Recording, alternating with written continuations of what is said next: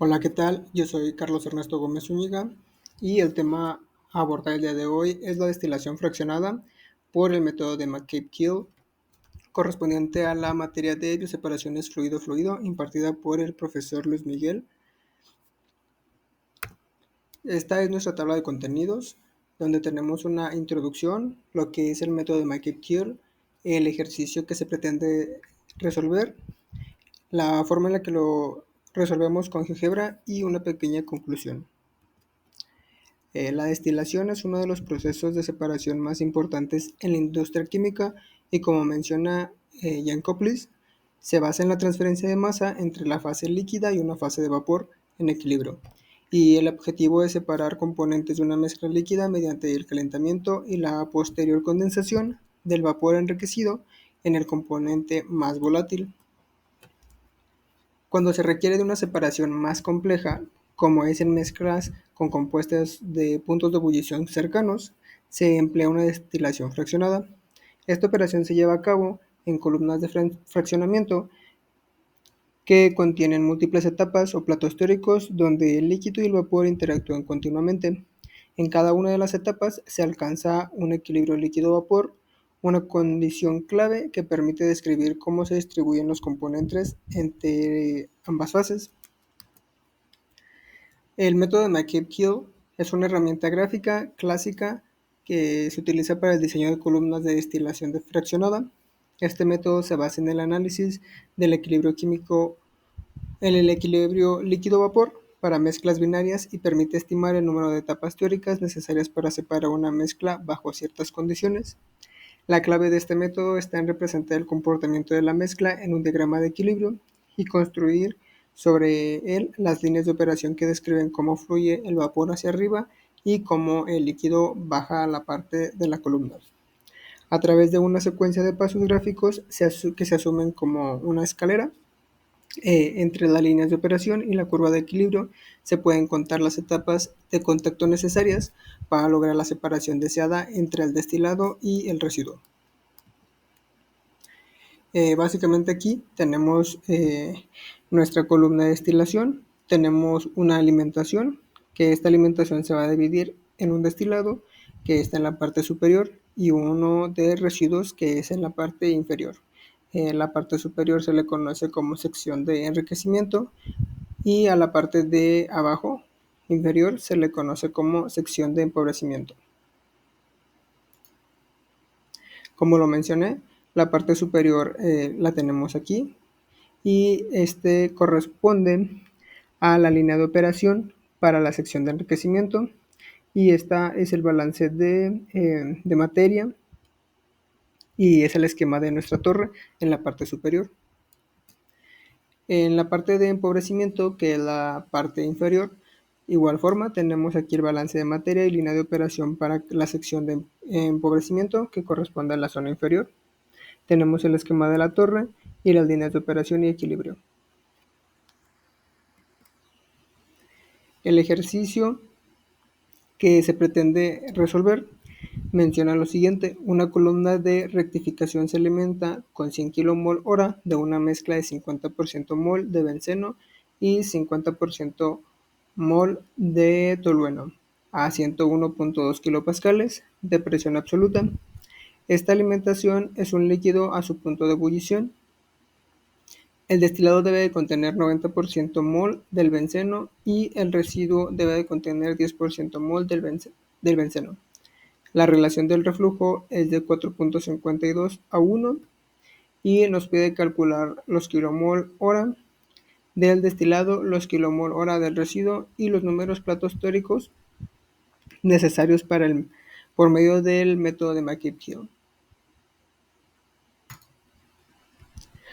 De los datos que nos arroja el ejercicio, tenemos un flujo de alimentación de 100 kmol hora, que este corresponde a F.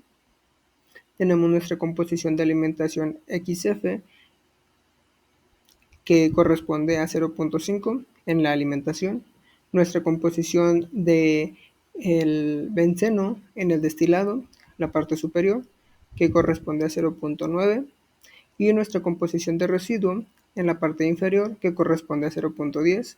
tenemos la relación de reflujo, que es de 4.52, y una presión de 101.32 kilopascales. Lo primero que haremos es el balance general. Tenemos que F corresponde a la alimentación, D al destilado y W a los residuos. Tenemos una alimentación de 100 kmol hora y esto va a ser igual al destilado más los residuos. Tenemos nuestro balance por componentes, que sería que para el benceno corresponde al 0.5 en la alimentación. Esto corresponde a 50 kmol hora. Y en el benceno, en el destilado, tiene un valor de 0.90 y en la zona inferior tiene uno de 0.10. Esto nos genera dos ecuaciones.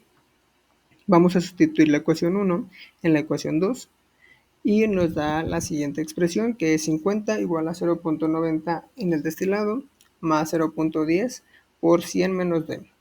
Esto obtenemos en el destilado 50 kmol hora y para la zona inferior de residuos tenemos 50 kmol hora. Para nuestra curva de equilibrio líquido-vapor, lo que hacemos es meter en termosolver, buscamos tanto el benceno como el tolueno y vamos a meter nuestra presión de saturación, que es de 101.2, y nos arroja los valores de 80.063 para benceno y 110.58 para tolueno. Para obtener las composiciones, lo que se hizo primero fue hacer una resta de la temperatura de 110.58 menos 80.063 y algo se dividió entre 10 para tener 10 puntos. Y al obtener nuestras composiciones las pasamos a GeoGebra y obtenemos nuestra parte que se encuentra de color negro. Y para nuestra línea de color rojo la podemos meter en GeoGebra como y es igual a x, delimitada entre 0 y 1.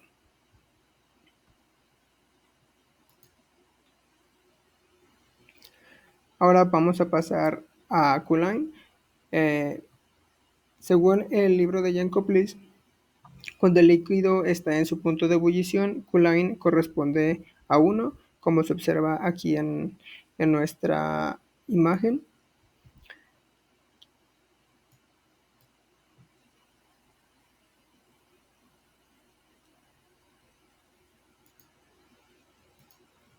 Y ahora vamos a sacar nuestra línea de enriquecimiento, que la vamos a obtener con esta ecuación que tenemos aquí, que y es igual a R, que es la del reflujo, entre R más 1 por X más la fracción en el destilado entre R más 1.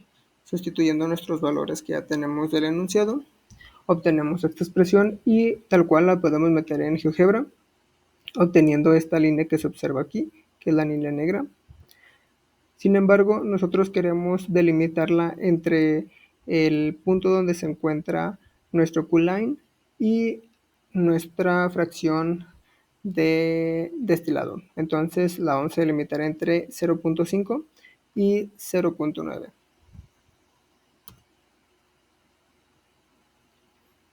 Posterior a esto, vamos a